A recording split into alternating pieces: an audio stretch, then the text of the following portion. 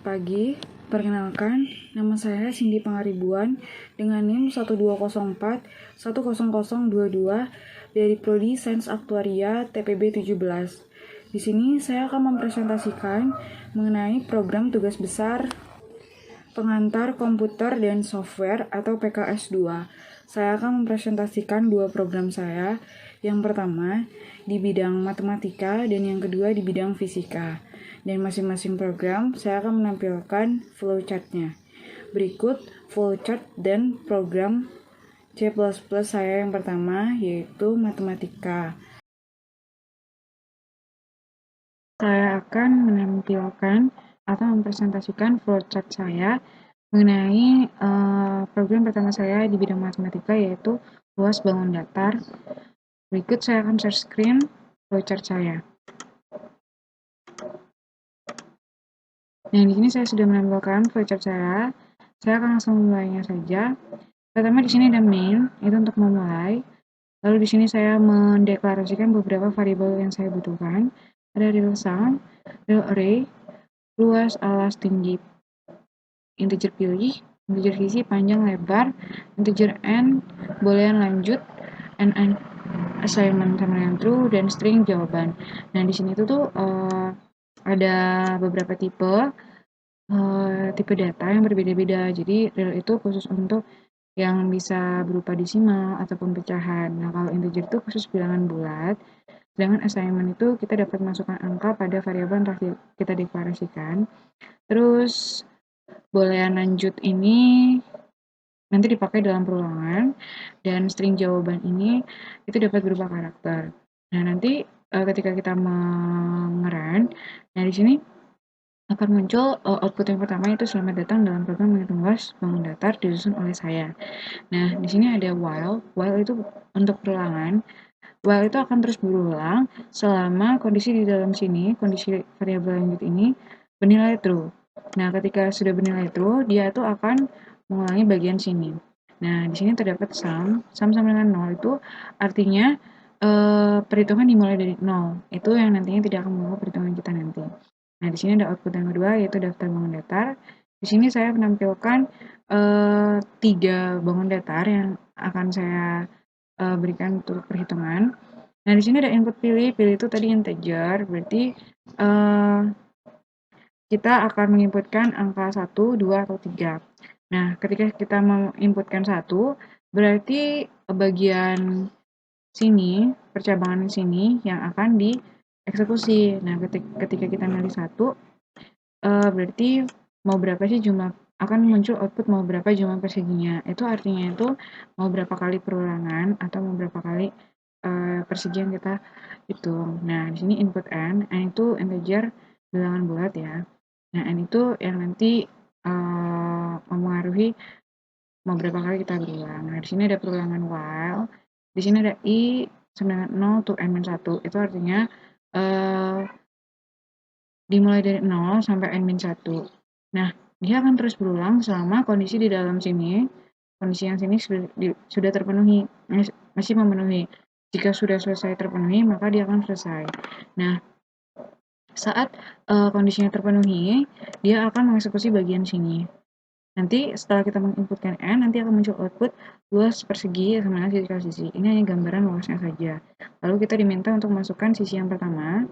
Nah, ketika kita sudah masukkan sisi yang pertama, nanti kan rumusnya sisi kali sisi. Nah, ini akan dikalikan lalu disimpan dalam array dengan indeks perulangan i. Nah, setelah sudah disimpan array i, nanti outputnya kan luas persegi. Luas persegi, nah ini hasil dari ini, array i ini. Nah, tidak hanya satu, ketika kita memilih n-nya di sini 2, berarti nanti kita diminta masukkan sisinya itu sebanyak 2 kali. Nanti berarti muncul juga luas persegi 2 kali. Nah, luas persegi itu nanti akan ditotal dan disimpan dalam variabel sum sama dengan sum plus array i. Nah, sum yang ini, variabel sum ini nanti akan ditambahkan di sini. Total luas persegi adalah sum. Nah, sum yang sisa ini. Nah, setelah itu ketika kita memilih 1, ya kan? Memilih kode 1 yaitu persegi. Ketika kita ingin memilih panjang dan memilih persegi panjang dan memilih segitiga itu pun sama. untuk prosesnya tidak jauh berbeda, namun hanya berbeda di bagian rumus luasnya. Kalau persegi panjang itu panjang kali lebar, kalau segitiga itu tengah kali alas kali tinggi. Untuk prosesnya, perulangannya itu tidak jauh berbeda. Jadi nanti kita di sini untuk persegi panjang kita diminta untuk menginputkan panjang, lebar, lalu nanti ini panjang kali lebar, disimpan dari I, terus nanti muncul juga total luas persegi panjang sebanyak totalnya itu misalnya kita menginputkan 2, berarti ya dua-duanya itu ditotalkan. Sama juga untuk di segitiga, itu berbeda hanya di luasnya, setengah kali alas kali tinggi. Nah, kita diminta inputkan alas, inputkan tinggi. Nah, di sini 0,5. Tadi array itu kan ini ya, real, jadi dapat menyimpan variabel berupa desimal. Nah, itu ketika kita memilih angka 1, 2, atau 3. Nah, ketika kita di sini menginputkan angka selain 1, 2, 3, seperti 4, 5, atau 6, itu kan berarti tidak ada sesuai dengan ketentuan. Berarti dia nanti outputnya pilihan Anda tidak tersedia. Nah, selain itu jika kita telah selesai mendapatkan total luas segitiga, total luas persegi panjang, total luas persegi, jadi itu setiap kita selesai mendapatkan total luas salah satu bangunan yang kita inginkan, nanti kita akan ditawarkan lagi pilihan mau lanjut nggak. Maksudnya ini mau lanjut menghitung lagi tentang bangun datar lain atau sudahi. Kalau mau lanjut ketik yes, kalau tidak ketik n, tapi huruf kecil ya. Nah, di sini tuh n itu kondisinya itu lanjut sama dengan false. Nah, kita kan sudah mendeklarasikan di awal bahwa perulangan itu hanya akan berulang ketika variabel lanjut ini bernilai true. Nah, ketika dia bernilai false, berarti nanti dia perulangan ini akan berakhir. Nah, tapi ketika dia Y, nanti dia akan kembali ke awal, di mana kita disuguhkan mau bangun datar yang mana dihitung. Nah, selanjutnya ketika kita menginput bilangan selain Y, itu nanti munculnya itu pilihan Anda tidak ada, program akan berakhir. Nah, di sini ada assignment lanjut sama false, berarti nanti program perulangan akan berakhir juga. Nah, selanjutnya kita akan run saja. Jadi di sini saya akan memasukkan daftar bangun datar, saya pilih 1, persegi. Mau berapa sih jumlah perseginya? 2 kali berarti ya. Persegi sisi kali sisi berarti 2. Berarti 2 kali 2 berarti itu 4. 4 kan? Benar. Terus sisi kali sisi 6. Berarti 6 kali 6. Nah, berarti 4 tambah 3, 6, 40 cm. Nah, ini berarti sudah benar ya. Saya mau lanjut? Ya, saya mau lanjut. Kita ketikkan Y kecil. Terus saya ingin bangun datar ketiga, segitiga. Mau berapa sih jumlah segitiganya? Saya 3 kali. Alas yang pertama saya masukkan 1, alas yang kedua saya masukkan 2. Jadi setengah kali 1 kali 2 berarti 1. Nah, berarti benar setengah alas yang kedua saya masukkan 2, alas yang ketiga saya masukkan 3. Berarti 3, dan alas yang ketiga saya masukkan 4, alas yang tinggi yang ketiga saya masukkan 6. Benar, setengah kali 4 kali 6 itu adalah 12. Nah, ketika dijumlah 3 tambah 12 tambah 1 itu adalah 16 cm kuadrat. Nah, saya akan mengakhiri program dengan N. Selanjutnya, saya akan mempresentasikan program C++ pada program MTK saya. Saya akan share screen. Nah, di sini sudah mulai tampilan program C++ saya. Saya akan mulai menjelaskan. Di sini terdapat include IOStream, di mana IOStream itu artinya input output stream, yaitu fungsi yang memanggil header yang ada di C++, seperti fungsi input dan output. Di sini ada using namespace std, itu artinya suatu perintah yang mendeklarasikan kepada compiler C++ bahwa kita menggunakan segala file yang ada di namespace std. Lanjut, di sini ada main, integer main. Itu fungsi utama dalam program C++. Di sini ada kurung awal buka, itu untuk memulai program, dan nanti diakhiri oleh kurung awal tutup. Nah, di sini saya mendeklarasikan beberapa variabel yang saya butuhkan. Nah, di sini ada float sum, float array, float luas alas tinggi, integer i sama 0, divisi panjang lebar, diagonal n, boolean lanjut sama true, dan chart jawaban. Kalau float itu dapat menyimpan tipe data yang berupa desimal, pecahan. Kalau integer itu dapat berupa bilangan bulat. Nah, kalau boolean ini nanti kita pakai dalam perulangan. Dan chart itu kita dapat inputannya itu berupa karakter atau huruf. Nah, nanti pertama kali kita akan dimunculkan oleh output saya tentang selamat datang dalam program menghitung luas bangun datar oleh saya. Di sini ada garis miring T, itu setara 1 kali tab. Nah, kalau 3 kali garis miring T berarti 3 kali tab. Ini hanya untuk memperrapikan saja agar lurus. Selanjutnya untuk memberikan jarak antara output 1 dengan output 2 ini, saya memberikan garis miring N itu setara dengan 1 kali enter. Nah, selanjutnya di sini ada while, perulangan, dan di dalamnya ada variabel lanjut. Nah, lanjutin kan sudah saya declare di atas. Ini artinya while ini akan terus berulang apabila nilai lanjut ini bernilai true. Jadi prosesnya akan terus berulang selama nilai variabel lanjut ini bernilai true. Di sini dimulai sama-sama dengan 0. Itu artinya kita memulai perhitungan dari 0 agar memudahkan. Dan di sini nanti setelah output ini akan muncul output pilihan daftar bangun datar yang kita inginkan. Nah, di sini kita pilih integer, ini kan berupa integer. Nanti kita masukkan berupa angka 1, 2, atau 3. Ketika kita memilih 1, maka yang akan dieksekusi itu bagian blok kode yang ini. Nah, setelah memilih angka 1 akan muncul output mau berapa sih jumlah perseginya, karena kita kan menghitung persegi kan. Itu artinya sama saja mau berapa kali perulangan sih, gitu. Nanti kita inputkan nilai N-nya. N-nya itu nanti yang akan untuk perulangannya, berapa kali perulangannya. Nah, di sini perulangan saya menggunakan for. Ini arti dari dalam sini tuh dimulai dari 0 sampai N bertambah 1, seperti itu. Nah, setelah itu kita akan muncul luas persegi.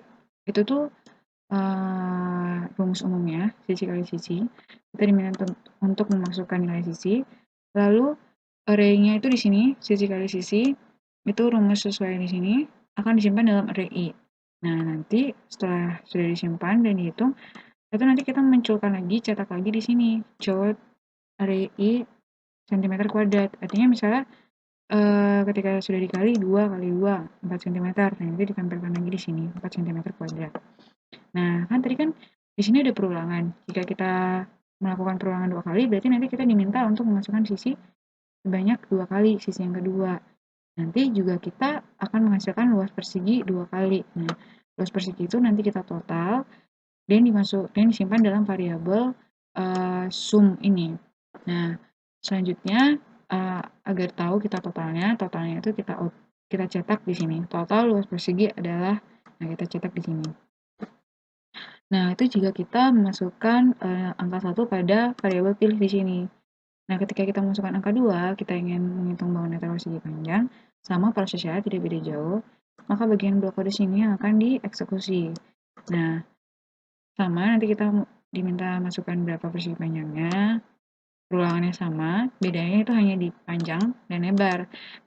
Itu tuh rumus umumnya panjang dan lebar, kita diminta untuk menginputkan nilai panjang dan nilai lebar. Nah, setelah itu nanti disimpan dalam array i, sama nanti jika perulangan 2 kali, nanti disimpan juga dalam sum plus sama dengan ri itu untuk jumlah dan totalnya nanti kita cetak di sini. Dan jika kita pilih 3 juga, segitiga, itu perbedaannya hanya di luas alasnya setengah kali alas kali tinggi. Nah, sini 0,5 karena dia berbentuk float kan, jadi dapat berupa desimal. Nah, jika di sini kita memilih angka lain selain 1, 2, atau 3, itu berarti misalnya 4, 5, 6. Nah, itu nanti outputnya itu pilihan Anda tidak tersedia karena tidak sesuai dengan kondisi yang ada.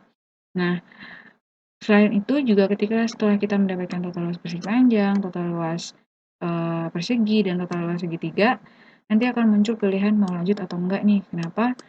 Karena kita diberi pilihan mau lanjut menghitung luas bangun datarannya atau enggak. Di sini ketika Y itu adalah yes, N itu adalah no. Nah, jadi ketika kita memilih N, berarti nanti perulangan itu akan berakhir. Artinya di sini kan ada percabangan gitu ya. Ketika lanjut sama dengan variabel lanjut sama dengan false, itu nanti perulangan akan berakhir. Mengapa? Karena kita sudah mendeklar di atas, perulangan hanya akan berulang ketika nilai lanjut itu sama dengan true. Nah, ketika nilai lanjutnya sama dengan false, ya berarti nanti perulangan akan berakhir, seperti itu. Dan juga ketika kita menginputkan nilai selain Y, nanti outputnya itu pilihan Anda tidak ada, program akan berakhir, seperti itu. Jadi ketika kita mau menginputkan nilai Y, berarti nanti kita akan lanjut lagi, disuruh pilih mau daftar bangun datar yang mana. Dan return 0 itu untuk mengakhiri program ini. Lanjut, saya akan mengcompile and run.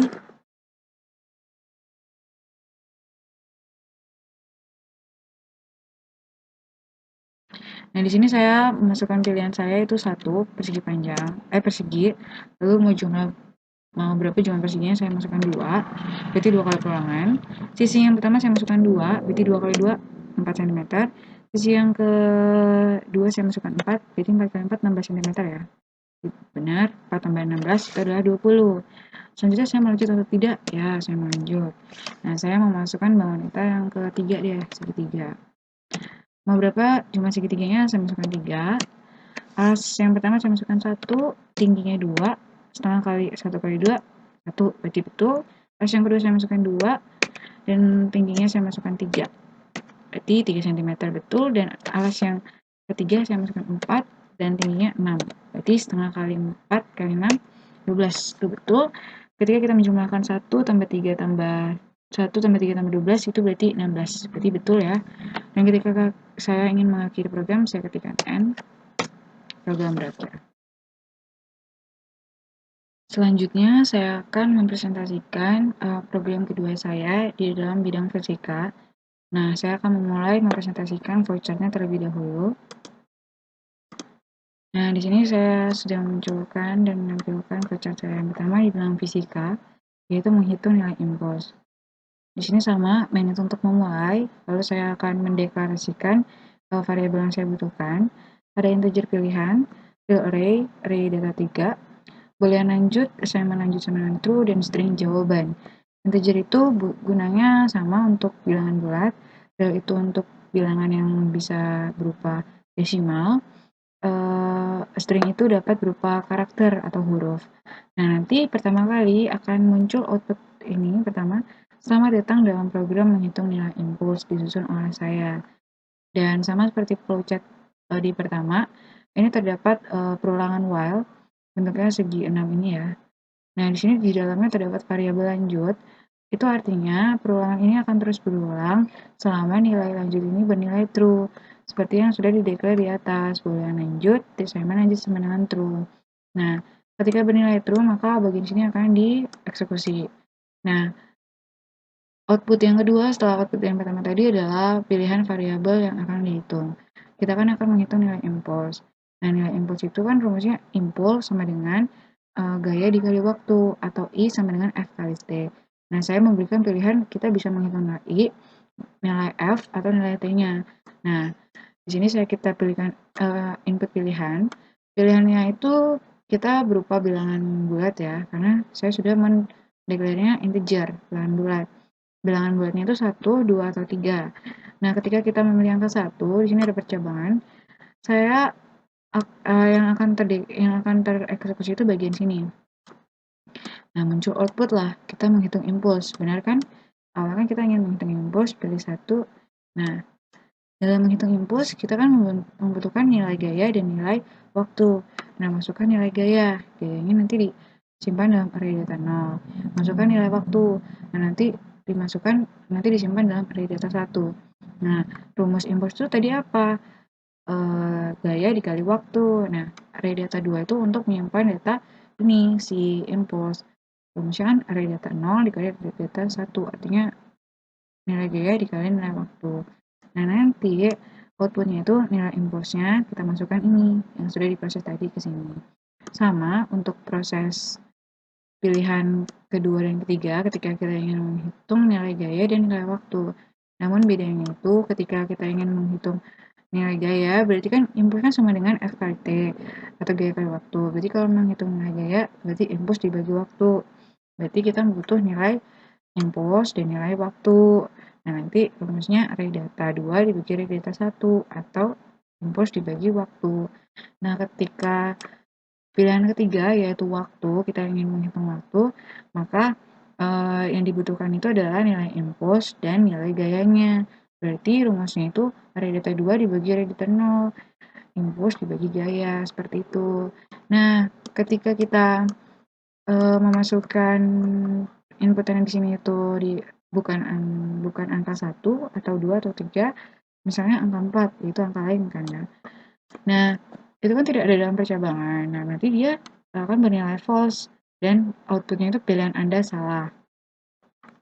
Selain itu, setiap kita telah menemukan nilai waktu atau nilai gaya, nilai impuls yang kita inginkan, kita akan diminta lagi mau lanjut apa enggak nih, lanjut mencari variabel lain atau enggak. Nah, ketika kita menginputkan nilai Y, itu akan nanti lanjut lagi, diminta memilih lagi.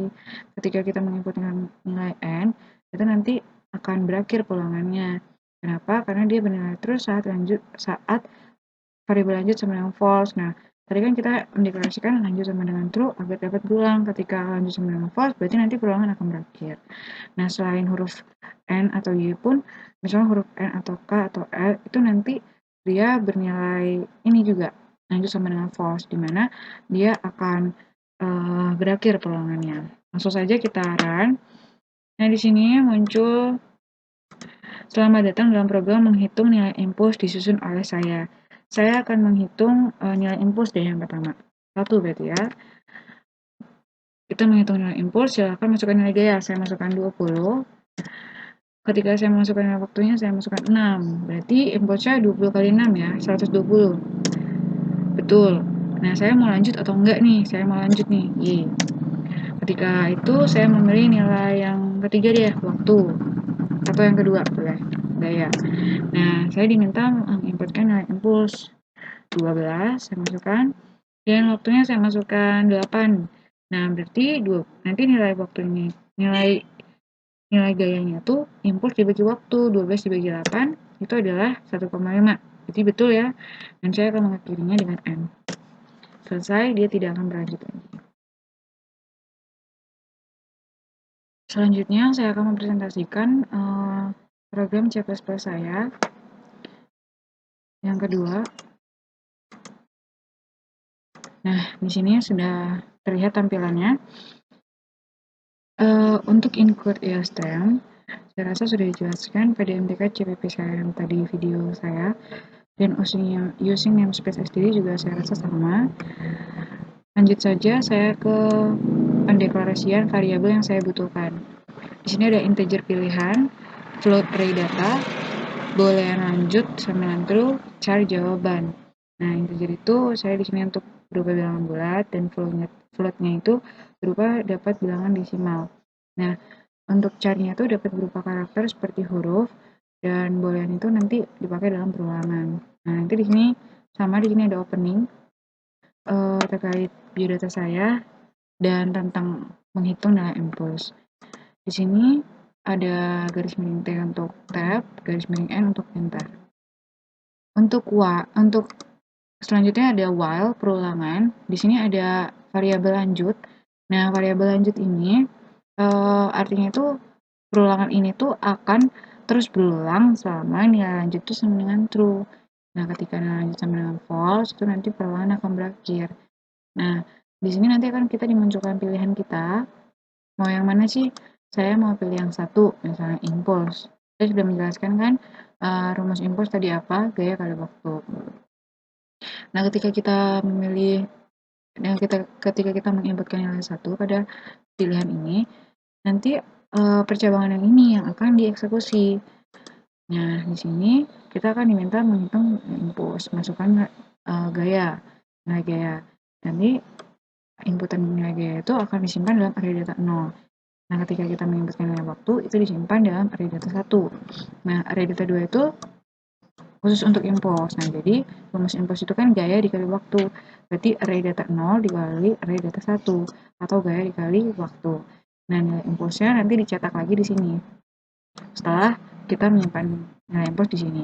Nah, sama untuk jika kita memilih pilihan kedua, yaitu gaya, dan pilihan ketiga yaitu waktu. Bedanya tuh kalau gaya itu rumusnya impuls dibagi waktu, kalau waktu itu rumusnya impuls dibagi gaya, seperti itu. Jadi ketika kita memilih yang kedua yaitu gaya, yang dieksekusi yang ini. Jika kita memilih waktu, maka yang dieksekusi yang ini. Kalau yang gaya itu kita butuh impuls dan waktu, rumusnya impuls dibagi waktu, sesuai kan? Nah, ketika kita memilih menghitung waktu, berarti kita membutuhkan nilai impuls dan gaya, rumusnya impuls dibagi gaya. Nah, ketika kita menginputkan pilihan bukan angka 1, 2, atau 3 yang tidak ada di dalam percabangan kita, maka berarti kan dia akan outputnya pilihan kode Anda salah. Nah, ketika pilihan kode kita salah, nanti diminta mau lanjut atau enggak nih, mau lanjut tetap menghitung atau keluar aja. Nah, di sini akan muncul pilihan mau lanjut atau enggak itu setelah kita mendapatkan nilai waktu, atau nilai gaya, atau nilai impuls, atau juga ketika pilihan kita salah. Nah, ketika kita mau lanjut, ketikkan saja Y kecil. Ketika kita tidak mau lanjut, ketikkan saja N. Y itu yes, N itu no. Nah, ketika mengetikkan N itu kan karakter ya. Nah, ini inputannya jawaban. Jawaban tadi di atas itu declare-nya berupa string. Ketika kita memilih N, nah, di sini lanjut sama dengan false, berarti nanti perulangan akan berakhir.